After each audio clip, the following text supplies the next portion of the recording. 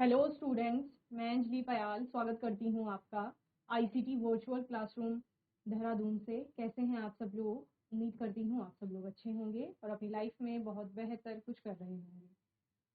आज हम बात कर रहे हैं क्लास 12 की केमिस्ट्री की, और जैसा कि आप लोग जानते हैं चैप्टर सेकंड आपका यहाँ पर चल रहा है इलेक्ट्रोकेमिस्ट्री। ओके, सेकंड चैप्टर से कर लेंगे आप लोग।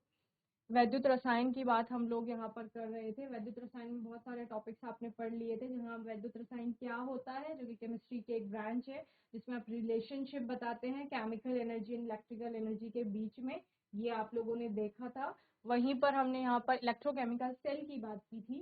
Electrochemical cell, galvanic cell, Daniell cell, जिसमें हमने पढ़ा था। कैथोड एनोड के बारे में बात की थी, जिसमें कि सेल में आपके दो इलेक्ट्रोड लगे होते हैं, एक एनोड की तरह काम करता है, दूसरा कैथोड की तरह काम करता है। एनोड आपका क्या होता है, यहाँ पर निगेटिवली चार्ज होता है, जो इलेक्ट्रॉनों को डोनेट करता है, और उसके बाद वो इलेक्ट्रॉन कौन आपका एक्सेप्ट करता है, कैथोड एक्सेप्ट करती है, और ठीक इसके विपरीत आपकी विद्युत धारा का फ्लो होता है। ऐसे आप पढ़ते हैं। इलेक्ट्रोड आपकी कैसे बनाई जाती है, किसी भी धातु के क्षण को उसी धातु के विलयन में डुबोया जा रहा है, तो इस तरह इलेक्ट्रोड का निर्माण हो रहा है या उसको बनाया जा रहा है। कैथोड एनोड के बारे में आपने यहाँ पर देखा था। इसके बाद हमने गैल्वेनिक सेल या वोल्टेक सेल, जिसको आप कह रहे हैं, उसका प्रिंसिपल देखा था, पार्ट्स देखे थे गैल्वेनिक सेल के।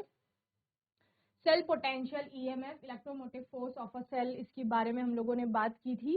इसके अलावा आज के सेशन में बात करेंगे नर्स्ट इक्वेशन की, कि नर्स्ट इक्वेशन आपका क्या होता है। ठीक है, तो नर्स्ट इक्वेशन को समझने के लिए पहले हम लोग बात करते हैं कि आपने लास्ट सेशन में क्या पढ़ा था। लास्ट सेशन में आपका क्या हुआ था, ई सेल की बात हम जब कर रहे थे, यानी कि सेल में जो इलेक्ट्रॉन है, उनके विभवों का जो अंतर है, जिसको आप विभवांतर कह रहे हैं, उसी को हम ई सेल के द्वारा व्यक्त कर रहे थे। मानक परिस्थितियों में आपने बोला कि ई सेल हमारा ई नॉट सेल हो जाता है। मानक परिस्थितियां यानी जब भी आप 1 मोलर का सोल्यूशन ले रहे हैं और 298 केल्विन आपका टेम्परेचर है, प्रेशर आपका 1 एटम या 1 बार का प्रेशर है, तो उन परिस्थितियों में आपका E cell E not cell हो जाता है, यानी मानक इलेक्ट्रॉन विभव वहां पर आप यूज करते हैं या मानक सेल विभव की गणना करते हैं। और इस तरह से आपने क्या देखा कि E cell is equal to क्या हो रहा है हमारा, ई नॉट से E cathode minus E anode हो रहा है। देखो, नर्स्ट इक्वेशन को समझने से पहले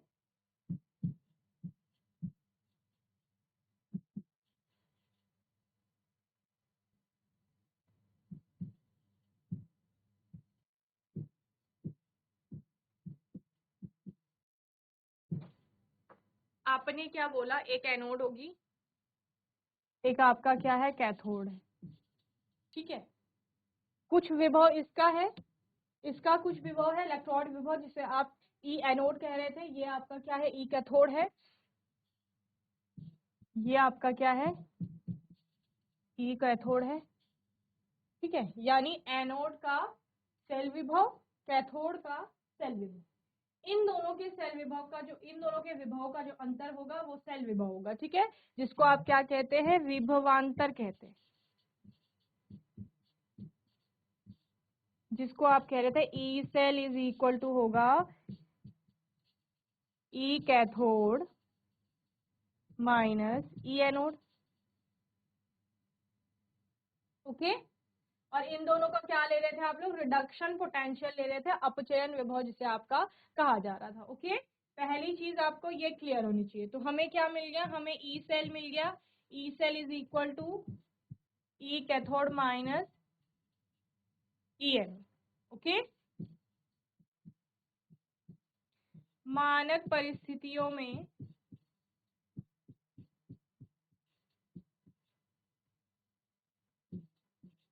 हम क्या करते हैं, ई सेल की जगह ई नॉट सेल ले लेते हैं, is equal to E naught cathode minus E naught anode. Clear है? चलिए नोट करिए इतना। चलिए, इक्वेशन क्या थी आपकी, Zn plus Cu2 plus gives Cu plus Zn2 plus. Okay, तो यहाँ पर आपने देखा जिंक आपका क्या कर रहा है, इलेक्ट्रॉनों का दान कर रहा है। आपने क्या बोला था, यहाँ एनोड से कैथोड पर इलेक्ट्रॉन जाते हैं। एनोड से कैथोड पर क्या जाते हैं? इलेक्ट्रॉन जाते हैं। एनोड आपकी क्या है? जिंक है, और कैथोड आपकी क्या है? कॉपर। क्लियर? तो एनोड से कैथोड पर यानी जिंक से कॉपर की तरफ क्या हो रहा है? इलेक्ट्रॉन जा रहे हैं। यानी जिंक से कॉपर की तरफ को आपको क्या जा रहे हैं? इलेक्ट्रॉन जा रहे हैं। या आप यहां से यहां भी दिखा सकते हो, यहां से यहां इलेक्ट्रॉन गए, ठीक है, फिर इसने इलेक्ट्रॉनों को ग्रहण करके Cu बना लिया। क्लियर? अब वो इलेक्ट्रॉन कितने गए? सपोज n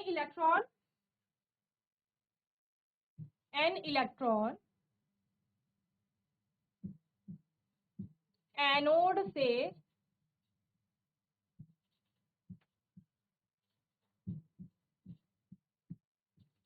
कैथोड पर जाते हैं, ठीक है। माना n नंबर ऑफ इलेक्ट्रॉन्स क्या कर रहे हैं? इस एनोड से कैथोड पर जा रहे हैं। इस स्थिति में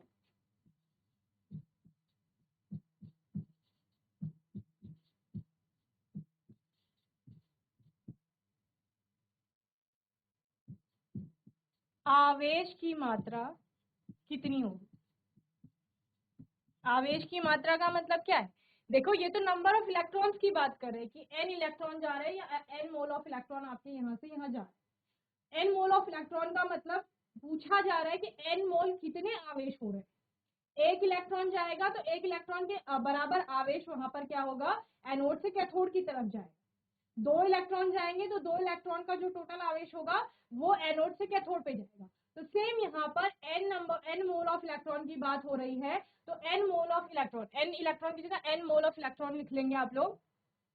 माना n मोल इलेक्ट्रॉन एनोड से कैथोड पर जाते हैं। इस स्थिति में आवेश की मात्रा यानी आवेश कितना गया जब n mole of electron anode से कैथोड पे गए। अब पहली चीज, एक इलेक्ट्रॉन का आवेश,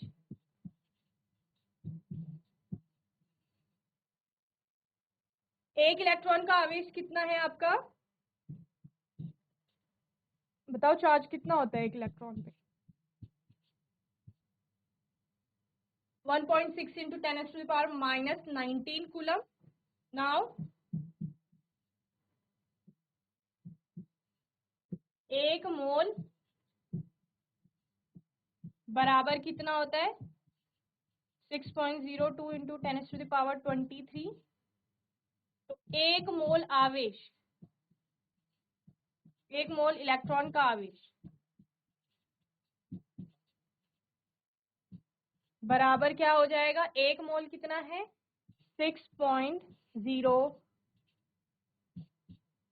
into 10 to the power 23 into 1.6 into 10 to the power minus 19 coulomb. Clear? चलिए, इतना हो जाएगा 1 मोल इलेक्ट्रॉन का आवेश। ये आएगा आपका 96485 कूलम। इसको अप्रोक्स लिख सकते हैं आप 96500 कूलम। ओके, यानी इतना आवेश, जब हम किसकी बात कर रहे हैं? एक मोल इलेक्ट्रॉन की बात कर रहे हैं, तो इतना आवेश क्या हुआ? एनोड से कैथोड पर ट्रांसफर हुआ। लेकिन हमने कितने की बात की? हमने n मोल इलेक्ट्रॉन की बात की कि n मोल इलेक्ट्रॉन आपका क्या हो रहा है? एक एनोड से कैथोड की ओर यहाँ पर ट्रांसफर हो रहा है, ठीक है। यहाँ पर ये आपकी वैल्यू जो होती है ये 1 फेराडे के इक्वल होती है। ओके, किसके इक्वल होती है? 1 फेराडे के इक्वल। अब ये तो किसकी बात हुई? एक मोल इलेक्ट्रॉन की। हमने क्या कहा? n मोल ऑफ इलेक्ट्रॉन क्या हो रहे हैं? यहाँ पर एनोड से कैथोड पर ट्रांसफर हो रहे हैं। तो एक मोल इलेक्ट्रॉन का मतलब 1 फेराडे, n मोल इलेक्ट्रॉन का मतलब क्या हो जाएगा? n Faraday. तो क्या आ जाएगा? nf आ जाएगी, उसकी वैल्यू क्या आ जाएगी बच्चे? nf आ जाएगी। यानी nf आवेश क्या हुआ है? एनोड से कैथोड पर आपका ट्रांसफर हुआ। क्लियर? चलिए, नोट करिए इसे जल्दी से।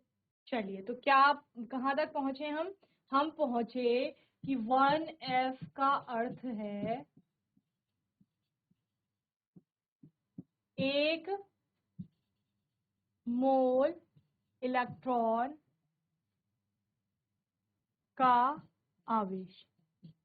ठीक है, यही तो है। अतः n मोल इलेक्ट्रॉन का आवेश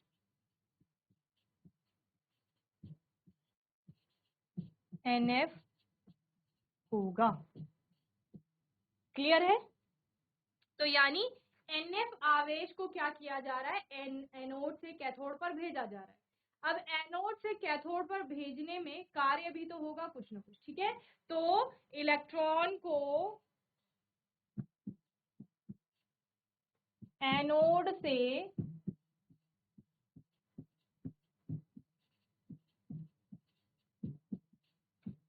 कैथोड पर जाने में किया गया कार्य।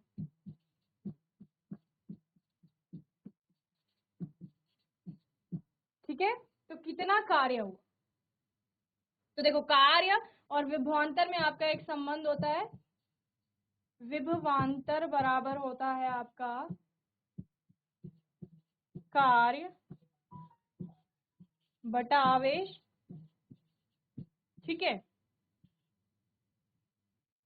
तो आवेश बराबर हो जाएगा आपका कार्य बराबर, कार्य निकालने में कार्य बराबर हो जाएगा कार्य बराबर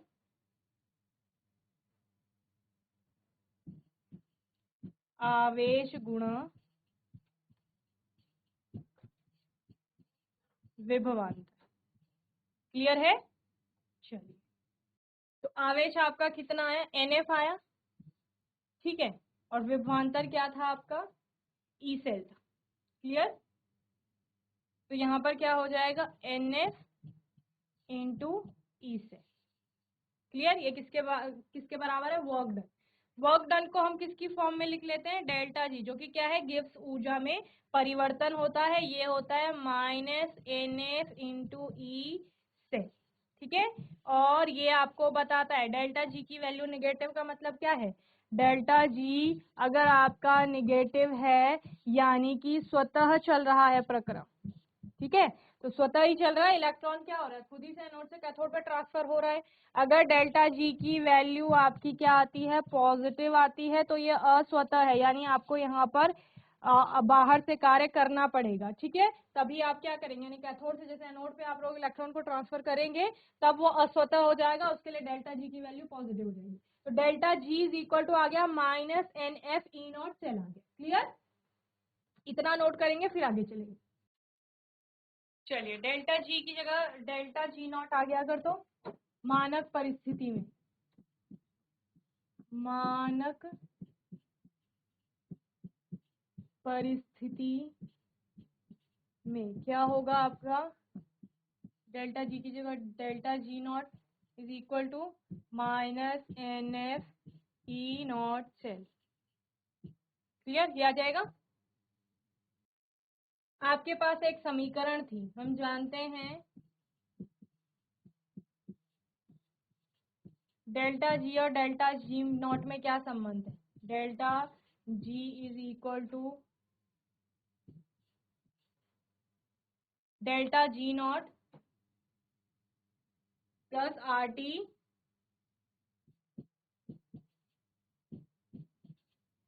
ln/Q। ठीक है, इसको आप क्या लिख सकते हैं, delta G is equal to delta G not plus RT log base EQ। ठीक है, इसको आप अगर लॉग बेस 10 की फॉर्म में लिखेंगे तो क्या हो जाएगा, 2303 से आपको मल्टीप्लाई करना पड़ेगा। ओके, तो अब आपकी इक्वेशन क्या हो जाएगी, delta G is equal to delta G not plus 2303 log base 10 Q। Q क्या है यहाँ पर, ठीक है, Q आपका क्या होता है, concentration of product upon concentration of reactant. क्या कहा मैंने, Q इज इक्वल टू होता है आपका concentration of product upon concentration of reactant. Clear?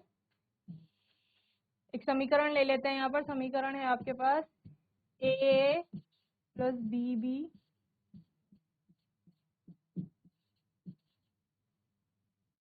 ये आपकी समीकरण है, जहां पर सी और डी आपके प्रोडक्ट है, ए और बी आपके क्या है, रिएक्टेंट है। तो इनके लिए अगर आप क्यू की वैल्यू निकालोगे तो क्यू की वैल्यू क्या हो जाएगी, C concentration of C into concentration of D divided by concentration of A into concentration of B.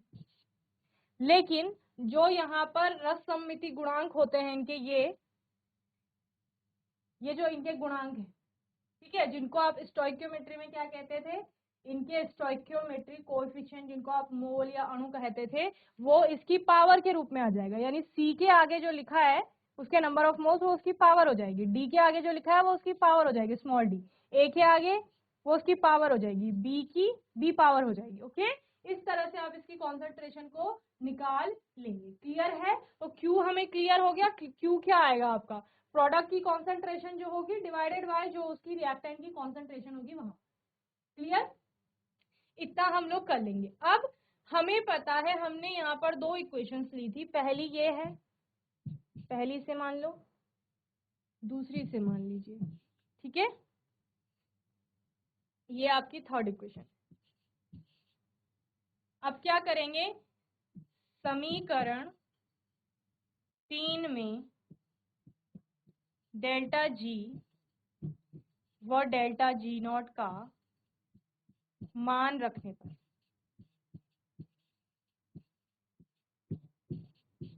Delta G की वैल्यू क्या है आपकी, minus N F E cell, तो minus N F E cell हो गया, is equal to delta G not क्या है, minus N F E not cell, तो minus N F E not cell third equation में, प्लस 2.303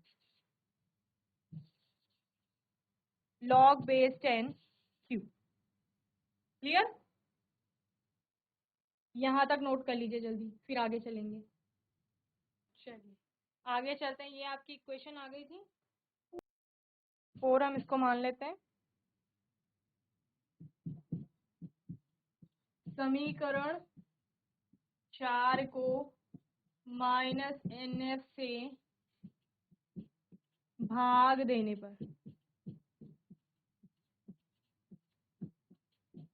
अब क्या कर रहे हैं, ये वाली जो इक्वेशन है इसको माइनस एन एफ से हम लोग भाग कर रहे हैं। तो क्या था आपके पास, minus N F E cell is equal to minus N F E not cell plus 2.303 R T log base 10 Q. ये आपकी फोर्थ इक्वेशन। इसमें क्या कहा गया, समीकरण 4 को माइनस एन एफ से भाग देने पर, तो इस साइड भी हमने माइनस एन एफ से भाग दे दिया, इस वाली टर्म को भी माइनस एन एफ से भाग दे दिया, और इसको भी हमने क्या कर दिया, माइनस एन एफ से भाग दे दिया। क्लियर है इतना? अब आप क्या करेंगे, जो भी यहाँ पे कट रहा है उसको कट कर लेंगे, यानी कैंसिल कर लेंगे, और फिर आपकी इक्वेशन क्या बचती है वो हम देखते हैं। तो यहाँ माइनस एन एफ से माइनस एन एफ कैंसिल हो रहा है, यहाँ पर भी कैंसिल हो रहा है, ठीक है। अब क्या बच गया, अब बचा E cell is equal to E not cell, ये माइनस है प्लस है, माइनस हो जाएगा, minus 2.303 R T upon N F log base 10 Q. ये जो आपकी समीकरण है ये ही आपकी क्या कहलाती है, नैनस समीकरण कहलाती है। ओके,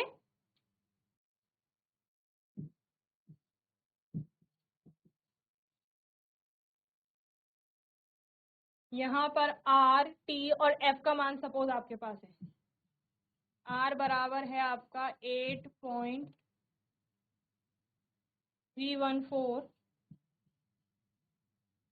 जूल पर मोल केल्विन। ओके, टी है आपका 298 केल्विन और एफ की वैल्यू है 96500। तो इक्वेशन अब क्या हो जाएगी, यानी आर की वैल्यू रख देंगे, टी की वैल्यू रख देंगे, एफ की वैल्यू रख देंगे और आप तो कैलकुलेट कर लेंगे। तो ये पूरा कैलकुलेट करके आपका 0.0591 के इक्वल आ जाएगा। तो यहाँ पर इक्वेशन क्या हो जाएगी अब,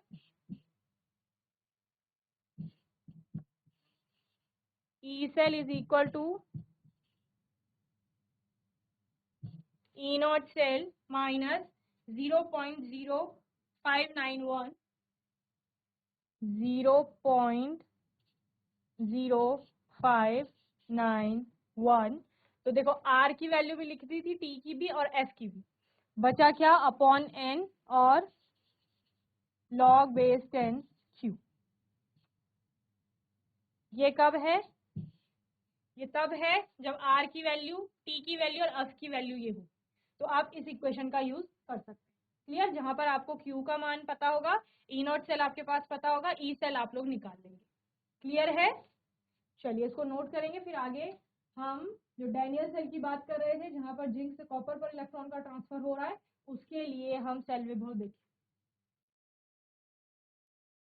चलिए, अब हमारे पास इक्वेशन क्या थी, यही वाली इक्वेशन है हमारे पास, जहां पर Zn जो आपका जिंक सॉलिड है वो Cu2+ को क्या कर रहा है, जो कि एक्वस से आया है आपका, इलेक्ट्रॉनों का दान कर रहा है, जिसके बाद आपको क्या बनता हुआ दिख रहा है, Cu बनता हुआ दिख रहा है जो सॉलिड है, प्लस Zn2+ जो कि एक्वस में।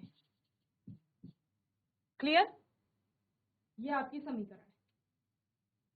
आपको याद है कि जब हम log बेस 10 Q की बात कर रहे हैं, तो Q वहां पर क्या है, Q आपको बता रहा है सांद्रताओं का अनुपात दे रहा है, बेसिकली प्रोडक्ट का और रिएक्टेंट का। ठीक है, प्रोडक्ट आपके पास ये है, ये आपके पास रिएक्टेंट है, ये प्रोडक्ट है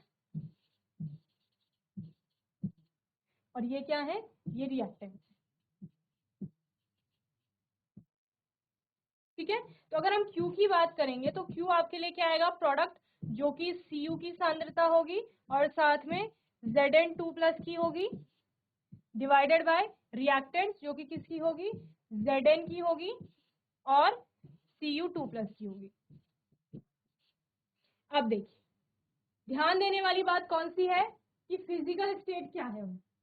जिंक की बात करें तो सॉलिड स्टेट है, ठोस अवस्था में है, और ठोस की हम सांद्रता नहीं देखते। हमने सिर्फ सांद्रता कहाँ पढ़ा, विलियन वाले चैप्टर में पढ़ा, वो भी जहां पर आप क्या कह रहे थे कि विलायक और विलेय को हम मिला रहे हैं, जबकि वहां पर पूरा विलियन कौन सी, द्रव अवस्था में था। तो यानी जिंक की सांद्रता नहीं ली जाएगी, तो इसकी सांद्रता नहीं लेंगे।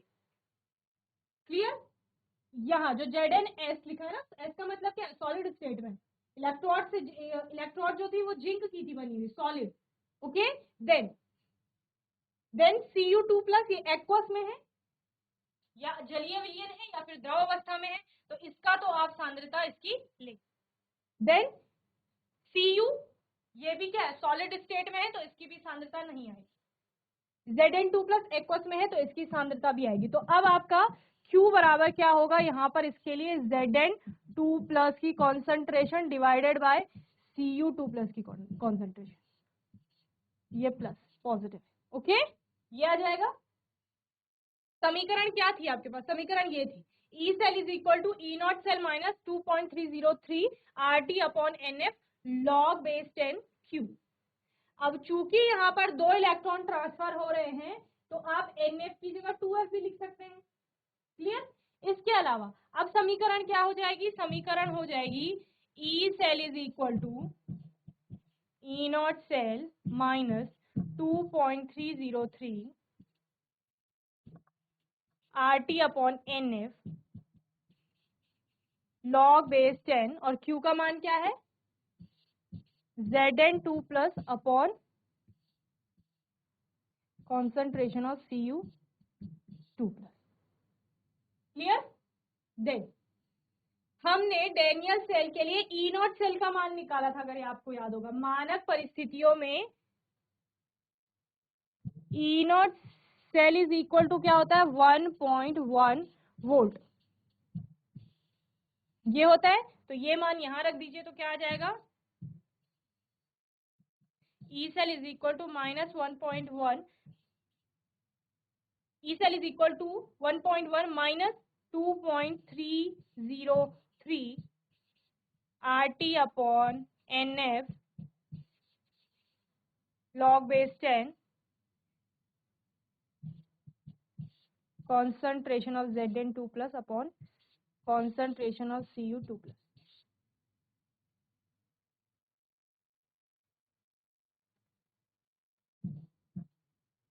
ये किसके लिए है, ये आपकी डैनियल सेल के लिए है, यानी इस समीकरण के लिए आपने सेल विभव की गणना इस प्रकार कर ली। ओके,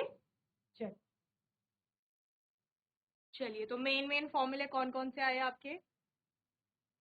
पहला है आपका delta G is equal to क्या है -NF ई से, क्लियर।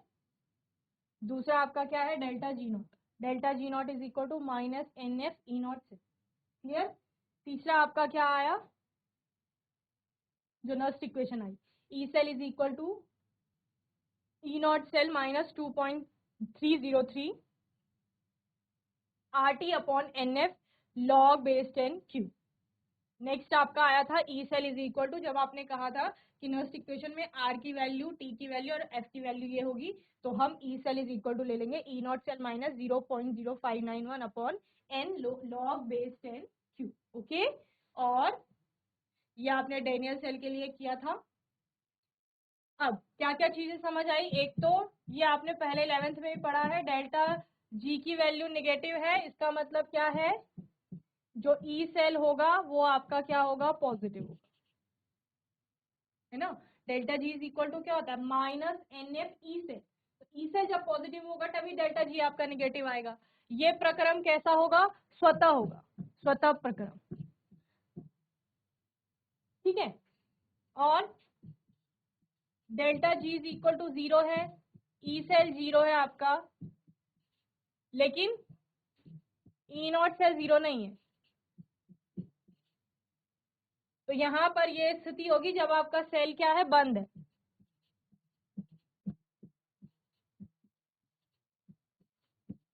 ओके, एक और स्थिति आएगी जब डेल्टा जी आपका पॉजिटिव, डेल्टा जी पॉजिटिव होगा, इसका मतलब क्या है, ई नॉट ई सेल जो आपका है वो कैसा है, वो निगेटिव है।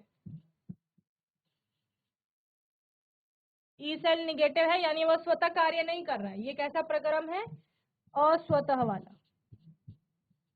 समझ रहे हैं ना, जैसे आपने कहा जिंक से कॉपर पर ट्रांसफर हो रहे हैं इलेक्ट्रॉन, तो जब ये इलेक्ट्रॉन जा रहे हैं यहाँ से यहाँ, तो ये स्वतः था, अपने आप से जा रहे थे। लेकिन अगर आपको कॉपर से जिंक में इलेक्ट्रॉनों को ट्रांसफर करना है तो ये अस्वतः है, इसमें आपको क्या करना पड़ेगा, बाहर से हाई वोल्टेज अप्लाई करना पड़ेगा, तब आपका यहाँ से यहाँ इलेक्ट्रॉन क्या करेंगे, ट्रांसफर होंगे। ओके, तो आज के सेशन में हमने नर्स्ट इक्वेशन के बारे में पूरा समझा। इस पर बेस्ड आपके बहुत अच्छे न्यूमेरिकल आते हैं और हमेशा एक जैसे ही न्यूमेरिकल आते हैं, उनकी हम प्रैक्टिस करेंगे आने वाले सेशंस में।